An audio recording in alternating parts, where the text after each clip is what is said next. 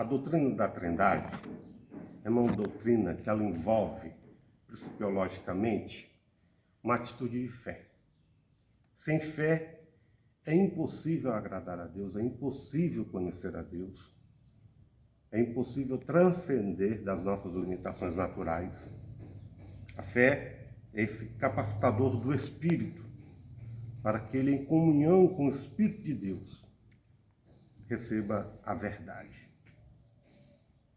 Então, quando esse vídeo foi projetado, a palavra que Deus me deu nessa manhã, ela foi projetada para indexar também ao coração do ouvinte respaldo argumentativo, vamos dizer, de analogias filosóficas que possam estimular o crescimento da sua fé. Porque a fé vem pelo ouvir, não é? Então, alguns que não conseguem alcançar a plena convicção da existência de um Deus triuno, na pessoa bendita do Pai, Filho e Espírito Santo, mas sendo um só Deus, então há necessidade sempre para todas as eras, para todas as pessoas. Você pode me dizer, esse assunto já foi debatido atrás? Foi. A questão não é se as pessoas buscaram conhecer mais profundamente esse assunto, tanto na sua forma filosófica como espiritual. A questão somos nós, essa geração. O quanto ela é estimulada, o quanto ela ainda é disponível a buscar. Porque o que os nossos pais buscaram para eles. Os antepassados buscaram para eles. É necessário, parece que a gente fica... Não. Cada geração, ela tem por obrigação se respaldar na defesa da sua fé. Então, hoje eu vou fazer aqui essa analogia de uma prova, para mim, na minha concepção, de um estudante da Bíblia, de quem já leu a Bíblia mais de 100 vezes, de um estudante de teologia, um eterno estudante, apesar também já de ter lecionado em São Paulo e aqui também. Na minha visão, o que há de mais natural que possa respaldar a doutrina da Trindade é a nossa própria existência humana. Em 1 Tessalonicenses, capítulo 5, versículo 23, o apóstolo Paulo nos escreve assim, da parte de Deus: que o próprio Deus de paz faça vocês completamente puros e que o espírito, a alma e o corpo de vocês sejam conservados irrepreensíveis até o dia quando nosso Senhor Jesus Cristo voltar. Eu sei que a maioria, principalmente a Igreja Católica, ela defende a dicotomia. Ela unifica a alma e o espírito em uma só característica, que é a imaterial, e o corpo qualifica, claro, como material.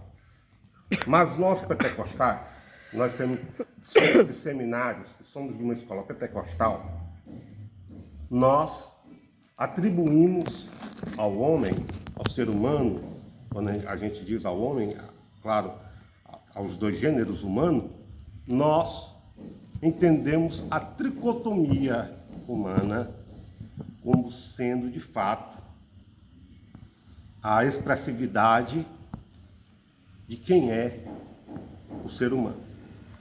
Então, parece que Paulo também, ele faz bem essa divisão. E aí, depois eu vou ler Hebreus capítulo 4, versículo 12, que também trata sobre esse assunto de corpo, alma e espírito. E se não foi Paulo que escreveu, como até o século XVIII a maioria acreditavam, no mínimo quem escreveu aos Hebreus tinha um contato com Paulo muito profundo. Então, o que eu quero ressaltar, né, é que o corpo a soma, ele é chamado de soma no grego. Ele é a parte material. E ela não é uma parte do indivíduo. Quando a gente diz parte material, parece que a gente está dando um efeito colateral muito pejorativo que aconteceu no meio do cristianismo, a ponto de abandonarem essa analogia da tricotomia humana para respaldar a explicação de um Deus único, mas subsistente em 3 pessoas. Parece que quando a gente fala essa parte material e parte material, a gente restringe o que é o corpo a uma substância que venha a ser apenas uma parte do indivíduo. Sendo que a parte material, a gente deveria se chamar o ente material. Porque o ente material, ele independe, no sentido de sua própria vontade, ele independe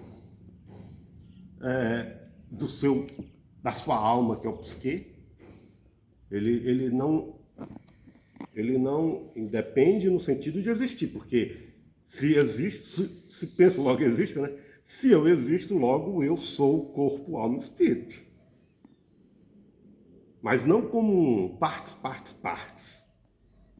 Não, eu sou corpo, eu sou alma e eu sou espírito. Porque se você for a Gênesis, quando ver Deus fazendo o homem do barro, perceba que o homem ali foi feito completo.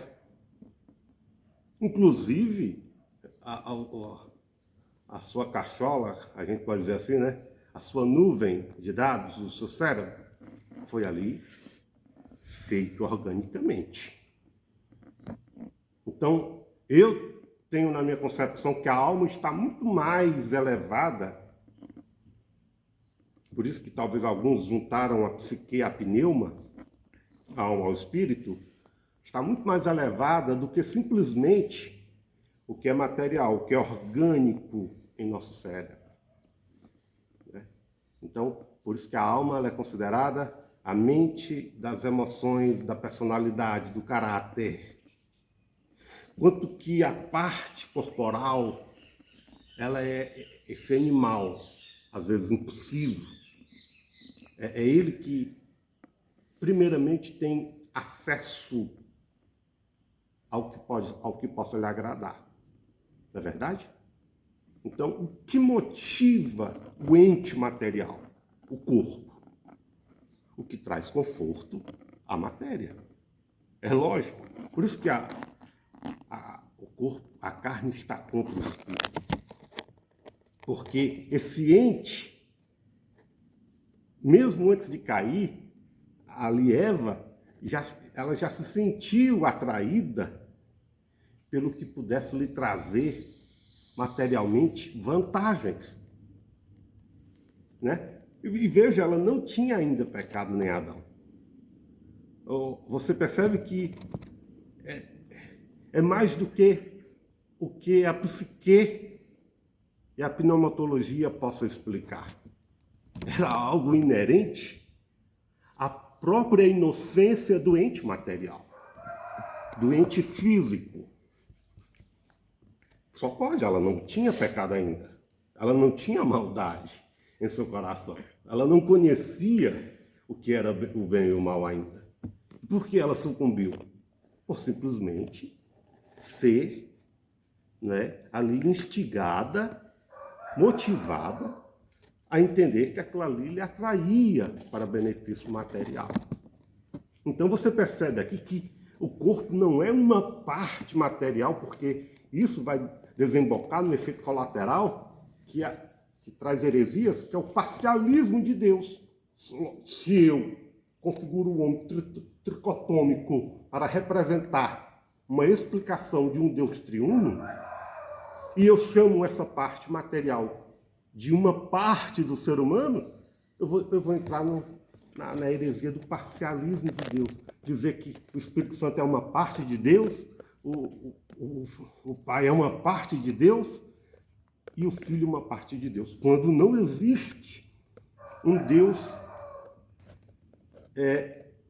tripartido em si mesmo.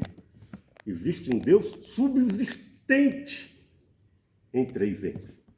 E é assim também que eu queria configurar para a nossa elevação teológica o ser humano tricotômico. Então, que vocês entendam cada ente pleno e, ao mesmo tempo, coexistente para a existência de um único ser humano. Então, aí você vem para a alma, e aí a gente percebe que o psique humano, onde é guardada essas adquirências experienciais, tanto da parte material como da parte espiritual, essa caixa de resgate que nos transforma no que somos e no que queremos ser, baseados nas motivações tanto espirituais como materiais, não tem como ela ser o espírito.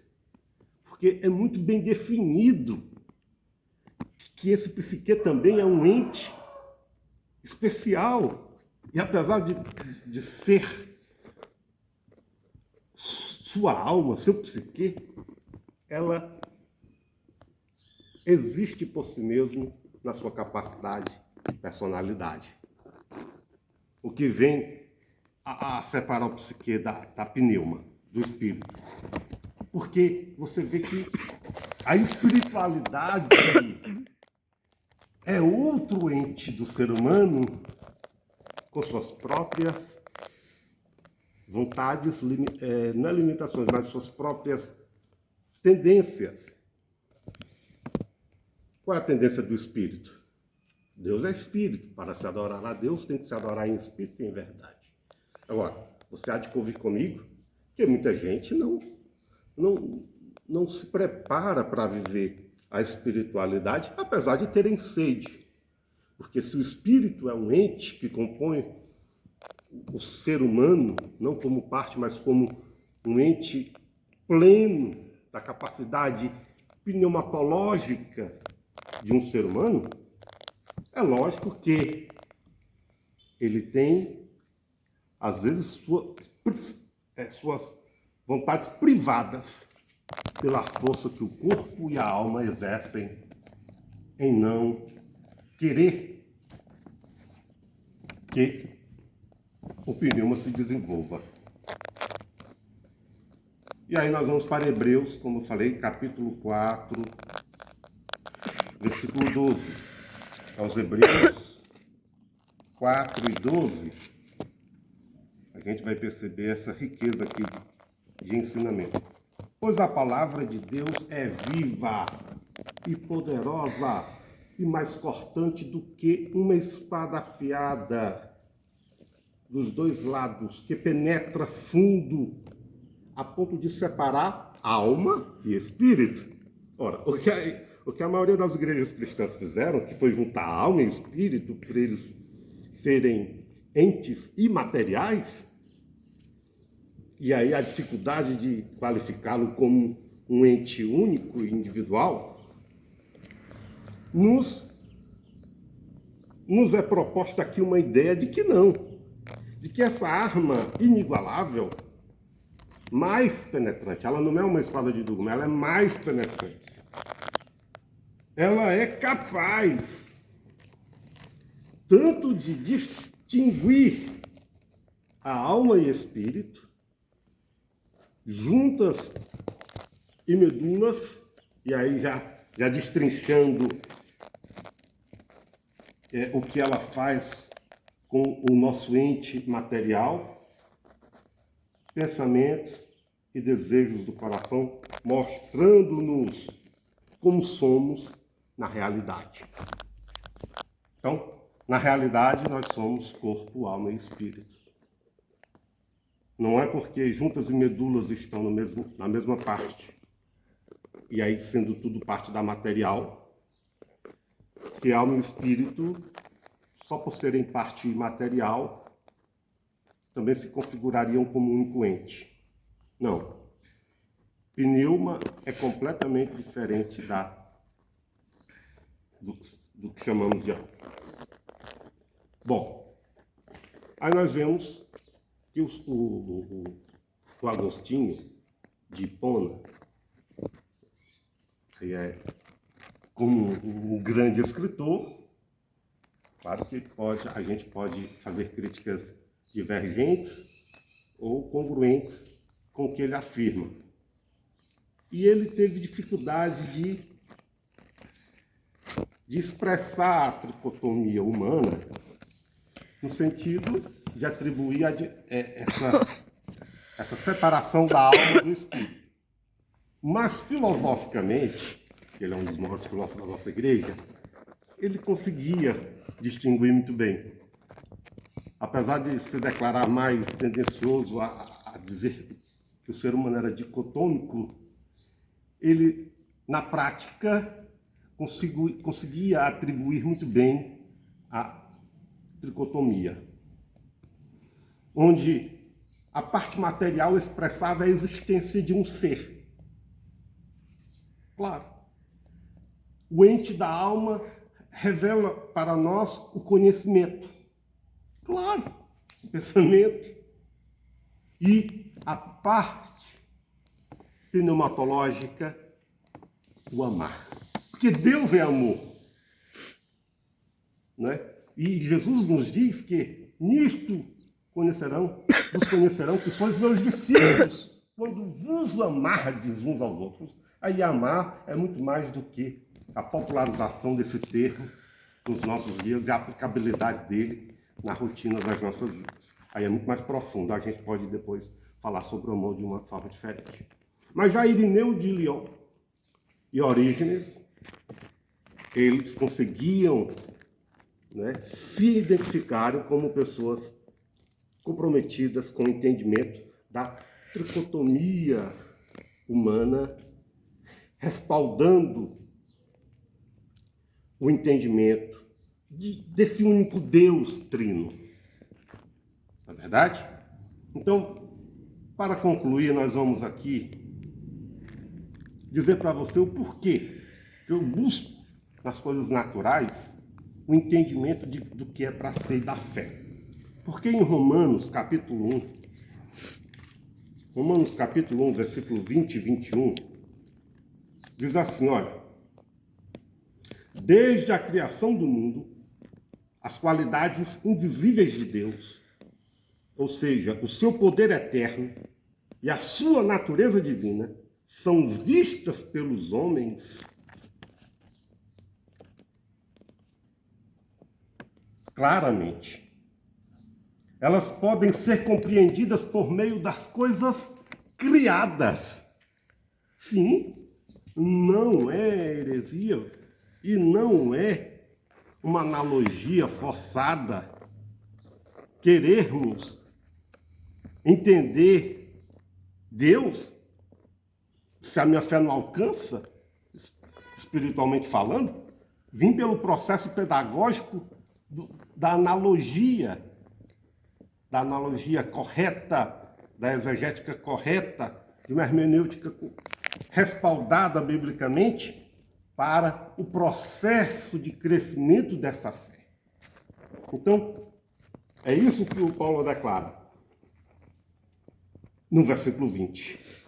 As coisas criadas podem ser compreendidas por meio... As coisas de Deus podem ser claramente compreendidas pelas coisas criadas. Assim, eles não terão desculpa alguma. Aqui é uma questão de respaldar que não haverá desculpa alguma para dizer diante de Deus que não teve oportunidade de crer nele. Por que é importante crer em Deus e, ao mesmo tempo, crer que Ele é um ser triuno, que Ele é um Deus triuno? Por que é importante isso? Porque se eu não crer que o Espírito de Deus é Deus, eu estou blasfemando. É forte, é o único pecado que não tem perdão. Se eu não entender que Deus, Criador, pela palavra, é Deus pleno e único, eu estarei negando a minha própria existência, já que Ele é o Criador de todas as coisas. E se eu não crer no Filho de Deus como Deus pleno também, eu estarei sendo impossibilitado de chegar ao Deus Pai. Porque é necessário eu reconhecer a expressão de Deus em seu Filho, e eu digo a expressão não dele ser uma parte de Deus, mas dele ser o pleno Deus, porque assim Deus o quis, que ele fosse plenamente atribuído dele. Então, se eu não crer que Jesus Cristo é Deus, se eu não crer que Jesus Cristo é o Senhor, eu não terei comunhão espiritualmente com Deus. Porque é em Jesus que eu sou perdoado dos meus pecados, que eu recebo a mediação correta para ser religado a Deus. Ou seja, essa doutrina é fundamental. A clareza de que Deus é único, subsistente em 3 pessoas. Estou trazendo a maior prova da natureza, da criação da natureza, que é o ser humano. Essa excepcionalidade da criação, essa coroa da criação.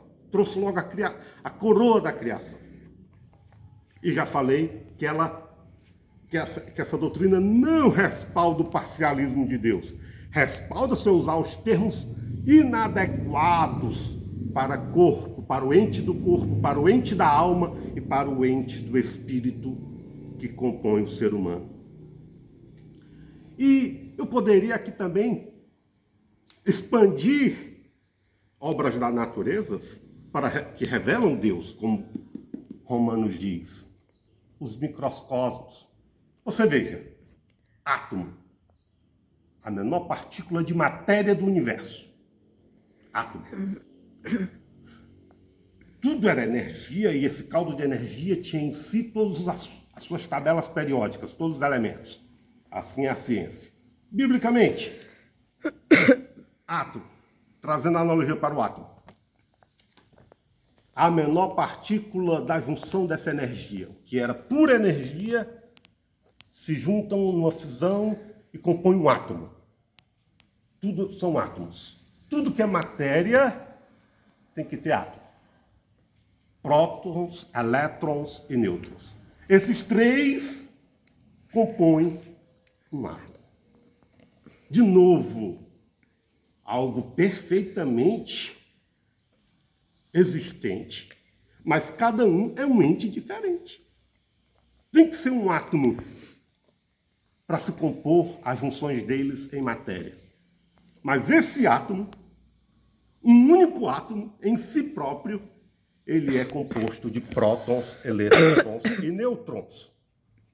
E agora o melhor. Esse átomo de prótons, elétrons e nêutrons, eles têm agora... Nós temos o conhecimento já há alguns anos das partículas subatômicas, que são os quarks e os gluons. Sabe? Então, no microcosmo, eu poderia falar do macrocosmo. Por exemplo, os bilhões de galáxias. A nossa galáxia se chama Via Láctea. E tem gente que confunde, né? Por que é Via Láctea e galáxia? Então, para você que não sabia, a Via Láctea é o nome da nossa galáxia. Então, dos bilhões de galáxias, a gente poderia aqui, mas isso já foi muito discorrido. Eu resolvi ir pelo caminho do microcosmo, dos microcosmos, para lhe explicar a existência, a riqueza infinita. Veja, nós já evoluímos para os quarks e para os gluons. Agora, já com a plena ciência de que isso é infinito, que a gente pode descobrir muito mais dentro do próprio átomo, é infinitamente assim como se cresce para o macro, se vai para o micro. mas tudo ali com um DNA do Criador. E eu quero terminar para você. Veja, eu falei que nós, seres humanos, somos a maior prova de que Deus é trino. E pois não é que a gente também é criador? Você sabe disso? O homem não para de criar. E a gente criou algo para chamar até de nosso, né? A inteligência artificial, que não é natural, não é organismo. A inteligência artificial, ela vem evoluindo com a computação quântica. E você sabe o que ela alcança? Claro, na finidade do que nós somos. Deus é infinito, mas nós somos bem finitos, porque nós somos criação, não somos criador. Mas perceba que o nosso DNA criou a inteligência artificial, que é uma sombra, claro, do que é a onisciência de Deus. Não sei nem se posso chamar de sombra existencial. Mas a inteligência artificial, o que é nada mais, nada menos do que um processamento de uma vasta quantidade de informações. Inteligência artificial, você pergunta algo, claro, foi feito por programador, tem um ser humano por detrás. Mas essa capacidade de juntar e discernir a resposta, ela é meio que ali mostra um pouco da beleza de quem criou a inteligência artificial, que são os seres humanos, os programadores, mas expressando um pouco também de Deus, essa vontade de onisciência. O IoT, que a gente chama de